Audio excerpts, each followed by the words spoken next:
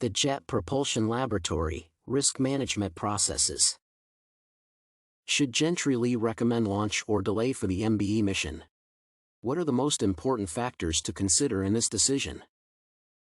The Jet Propulsion Laboratory, JPL, is an American space agency managed by the California Institute of Technology as a contractor of the National Aeronautics and Space Administration, NASA. Gentry-Lee, as a senior system engineer, faced several obstacles, dealing with the Mars Biological Explorer, MBE, program. When deciding on whether to launch or delay the MBE mission, 3 factors need to be considered and estimated. NASA is a reputable agency with decades of experience in space technology research and development. However, according to Kaplan and Mikes, projects under the agency experienced several tragic failures in the past. There were programs, deficiencies, and a lack of budget control of which led to a waste of billions of dollars. Therefore, the first factor is history, from which the lessons can be learned. Second, it is clear that a delay, as well as a launch, will require extra funding. The delay is needed for fixing mistakes and defaults, necessitating spending money on new Tiger teams and outside experts. Thus, the budget and the availability of funds is the next element. Lastly, the name of NASA and JPL is at a stake because of the large sum of taxpayers' money involved.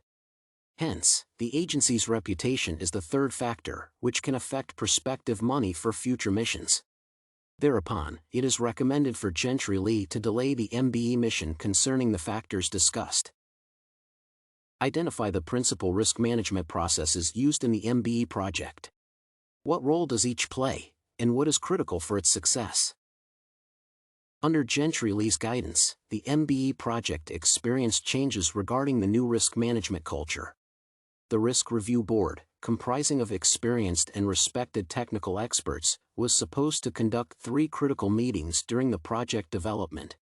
The first process is called Preliminary Mission and Systems Review, PMSR, followed by the Critical Review Design, CDR, and closing with the Critical Events Readiness Review, CRR. These meetings were meant to ensure success and reduce the risks of the mission. PMSR played a crucial role in the understanding of the issues arising during the implementation and the mission itself. The review board identified 6 critical risks, which gave an overall impression of the mission state. The process of estimating the risks is pivotal for the mission's success since it can be potentially subjective. Next, the CDR meetings part was vital to the project as it included the validation and verification element. The team needed to prove that everything was in order, ensuring that all future production of the craft would not go in the wrong direction. The outcome depended on the further estimation of the 6 risks, understanding the areas of concern. The CRR gathering's significance laid in its contribution to mitigating the risks by revisiting and reassessing the most hazardous issues. The review board had a chance to reflect on the situation, weighing the cost of delay and launch.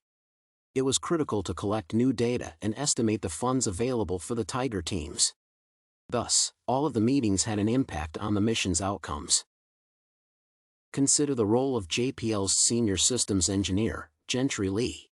What challenges did he face when implementing the risk management process at JPL? What characteristics seem critical for his success? JPL is obliged to be grateful to Gentry-Lee for his role in the MBE mission concerning the new risk management system. First of all, by creating the list of risks according to each craft component, Lee established the discipline of consistent meetings and evaluation of the state of the project. Gentry-Lee incorporated an entire system that can be used after his retirement. JPL employees may proceed with the exploitation of the intellectual confrontation ideology to view their projects from different perspectives. It is hard to imagine what would happen to the MBE mission without Lee's directions on where changes needed to be made, mistakes fixed, and risks mitigated. Hence, Gentry-Lee made a substantial contribution to JPL's working processes and organization. However, there were difficulties encountered by him during the MBE mission. He stated that overcoming cultural resistance posed a major problem. To be more precise, he believed that JPL staff, being the graduates from top universities, would find it hard to accept the criticism from his side. What is more, Lee's meeting included harsh arguments on whether the program contained defaults. To successfully conduct a meeting and obtain the results from it, a leader must possess a set of characteristics. The prosperity of the management secures the quality of persistence and tenacity. Gentry Lee did not stop the meetings scheduled or postpone them due to the existing issues and circumstances. The scrutiny of the problem's investigation and thoroughness of the detailed reports deserve to be counted to his success. Finally, when choosing between launch and delay, he maintained the composure to evaluate the situation. Thereby, it can be noted that despite the obstacles, Gentry Lee's qualities of character helped him to achieve success. Do the new risk management processes match JPL's strategy and culture? The strategy of JPL is to thrive for continuous advancement and space exploration. It can be said that Lee's risk management processes facilitate the further development of the planetary programs and help to navigate the manufacturing procedures.